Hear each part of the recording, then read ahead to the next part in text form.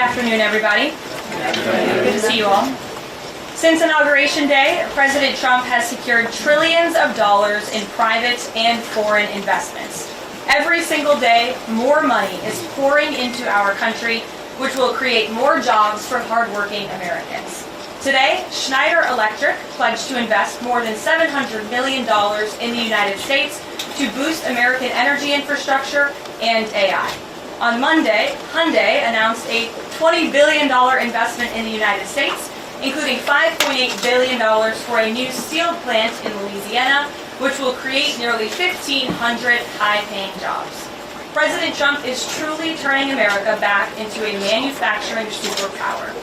Yesterday, President Trump marked National Medal of Honor Day by meeting with 21 of our nation's bravest heroes and incredible patriots who have been awarded the highest military honor.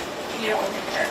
The president also signed a historic executive order to protect the integrity of American elections by strengthening voter citizenship verification and banning foreign nationals from interfering in U.S. elections. These are the common sense solutions that only Democrats could oppose. But voters deserve elections they can trust, and critical confidence is being restored thanks to President Trump's leadership. Later this afternoon in the East Room, President Trump will mark Women's History Month by honoring the exceptional women around our country, including the highly talented women in his administration and his cabinet. And on an additional scheduling update, the president will hold a press conference in the Oval Office today at 4 o'clock p.m. to announce tariffs on the auto industry, and I will leave that to him to make that announcement later. Unfortunately, all of this good is happening for our country. This administration is working hard on behalf of the American public every day, but the mainstream media continues to be focused on a sensationalized story from the failing Atlantic magazine that is falling apart by the hour. Here are the facts. The National Security Advisor has taken responsibility for this matter, and the National Security Council immediately said, alongside the White House counsel's office, that they are looking into how a reporter's number was inadvertently added to this messaging thread. We have said all along that no classified material was sent on this messaging thread. There were no locations, no sources, or methods revealed, and there were certainly no war plans discussed. The Atlantic has even admitted this themselves. Their release of these internal messages validates the truth, which we have been saying all along.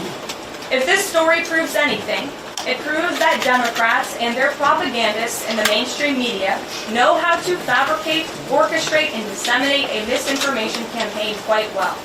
And there's arguably no one in the media who loves manufacturing and pushing hoaxes more than Jeffrey Goldberg.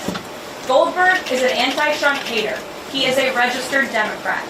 Goldberg's wife is also a registered Democrat and a big Democrat donor who used to work under who? Hillary Clinton. This is the same Jeffrey Goldberg who infamously lied about weapons of mass destruction to get us into the Iraq War, which cost trillions of dollars and thousands of American soldiers. And how else has Goldberg discredited himself?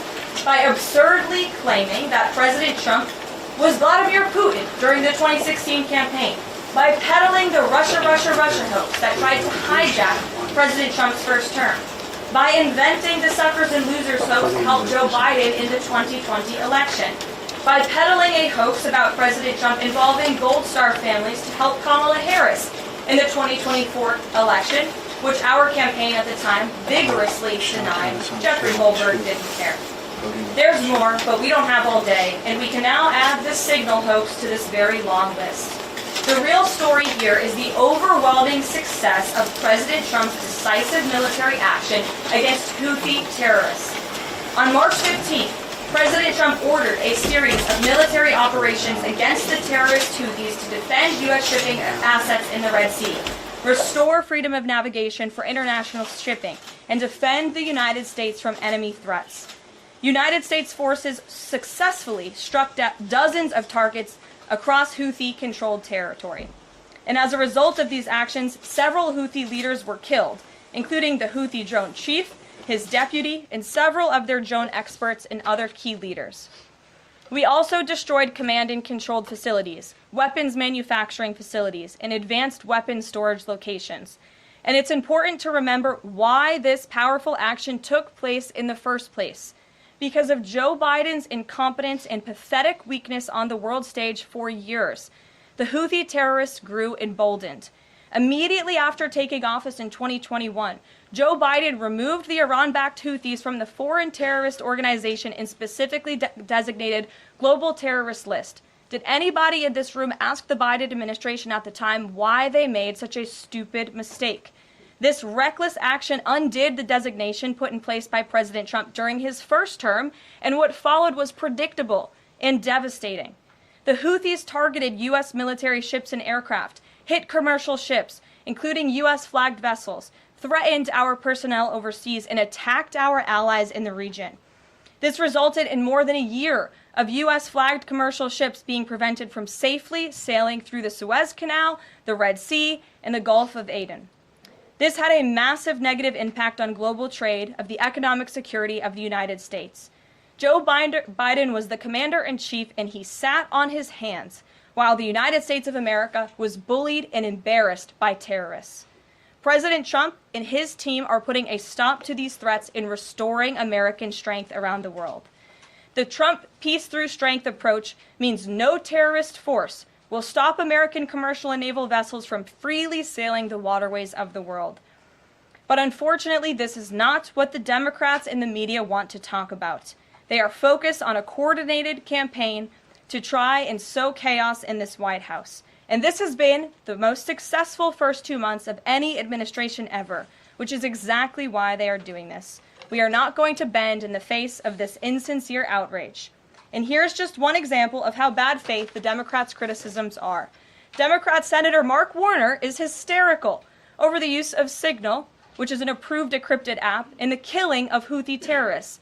But Senator Warner himself used Signal to work with a lobbyist for a Russian oligarch to connect the disgraced Steele dossier author who started the Russia hoax, which Jeffrey Goldberg later reported on. How ironic.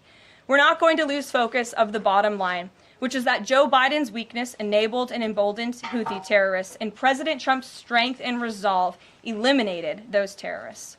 Here in our new media seat today, we have Lindsay Keith. She is the managing editor for Merit TV and serves as their White House correspondent. Merit TV launched 1 year ago and creates and distributes content across diverse platforms. We're glad to have you with us, Lindsay. Please kick us off. Sure. The president's view on all of this remains the same today as it did yesterday. And I think it speaks volumes about the leadership of this president that he went directly to all of you, members of the press corps. He was asked, do you want someone else to go out and do a briefing? And he said, no, I will tackle this story. I will discuss it. The people need to hear from me about this situation. And so his thoughts on this remained the same today. He has placed great trust in his national security team. And as for the usage of Signal, as the president said yesterday, as the CIA director has testified under oath, this is an approved app. It's an encrypted app. The Department of Defense, the Department of State, the CIA has it loaded onto government phones because it is the most secure and efficient way to communicate. As for, again, the original situation in this messaging thread, the National Security Council, the White House counsel's office continues to look in to how this mistake, which the National Security Advisor has owned, occurred, and the president has ensured they are doing that. Yeah, absolutely, and I'm grateful for the question. The American public will hear later this afternoon from the president directly on the topic of tariffs. And as you all know, April 2nd day, President Trump has proudly dubbed it Liberation Day for our country. What he means by that is it will be a day where the United States of America will no longer be ripped off by nations around this world. It will be a day where Americans finally see free and fair trade practices restored. We are no longer going to allow our allies, our competitors, and our adversaries to take advantage of American workers. And if you think about your hometown in the state that you grew up, Main Street looks a lot different today than it did many years ago. And President Trump wants to restore America as a manufacturing superpower around the globe. He wants products to be made right here in our great country with great, hardworking American hands that will ultimately result in higher wages and more money in the pockets of the American people. And he's also, in addition to tariffs, also determined to pass tax cuts later this year, as he did successfully in his first term, to put even more money back into the pockets of hardworking Americans. by the Atlantic. I just spoke to the president about it, yes. Well, it's not just me saying that, Peter. It's the Secretary of Defense himself who is saying this as well. And he put out a very strong statement earlier today listing all of the things that were not included in that message that he sent to the group. And again, this message, there was no classified information transmitted. There were no war plans discussed. Why did the Atlantic downgrade their allegation about war plans to attack plans? They're now playing word games because they know this was sensationalist spin from a reporter who is well known for doing this. We have said all along no war plans were discussed, no classified material was sent. You have the Secretary of Defense saying that. You have the Director of the CIA, the Director of National Intelligence, the FBI Director, all testifying to that under oath, and they should be trusted with that. Sure. I would characterize this messaging thread as a policy discussion, a sensitive policy discussion, surely, amongst high-level cabinet officials and senior staff. And I'm so glad, Peter, that you said the American public can decide for themselves, because I think the American public should decide for themselves based on the outcome of this operation. And what happened in this operation? Terrorists that were allowed to run wild by the Biden administration were killed because of the direction and the determination of this president and his team.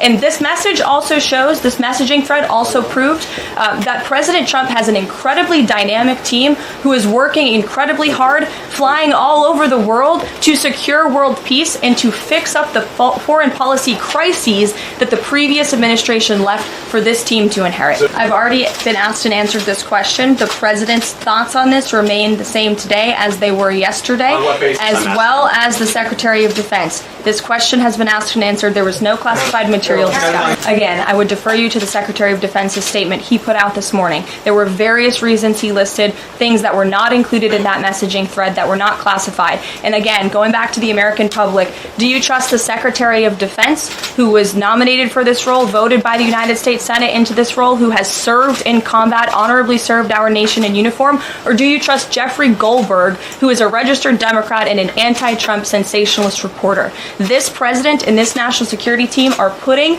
our national security and the American people first. We are restoring American strength around the world, and the results of this operation speak for themselves. What I can tell you is that the president, as the commander-in-chief of our United States Armed Forces, and Secretary Pete Hegseth, who is an incredible man and a warfighter himself, take the lives of our American service members with the utmost responsibility, and they would never do anything intentionally to put their lives at risk. And again, they are working hard on that every single day, and we are protecting our service members while also restoring peace throughout this globe.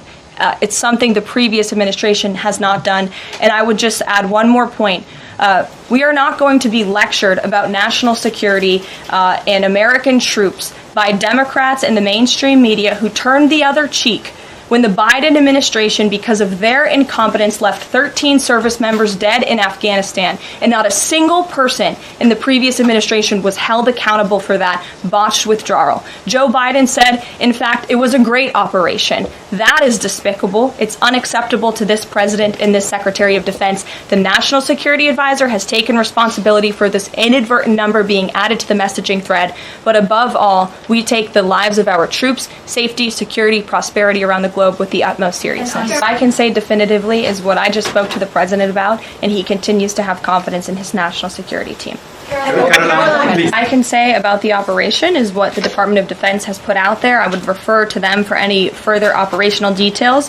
But there have been more than 100 strikes conducted against Houthi targets, and they have hit key Houthi leaders, air defense systems, command and control nodes, headquarters, weapons manufacturing and storage facilities. And these operations will continue until the freedom of navigation in our seas is restored and U.S. shipping can safely transmit without the fear of attack. And again, we believe that this has been a very successful operation thus far, and it will continue until this administration feels it no longer has to, and these terrorists have been taken out, which again is something the previous administration should have done, but they didn't, and now we've inherited this crisis.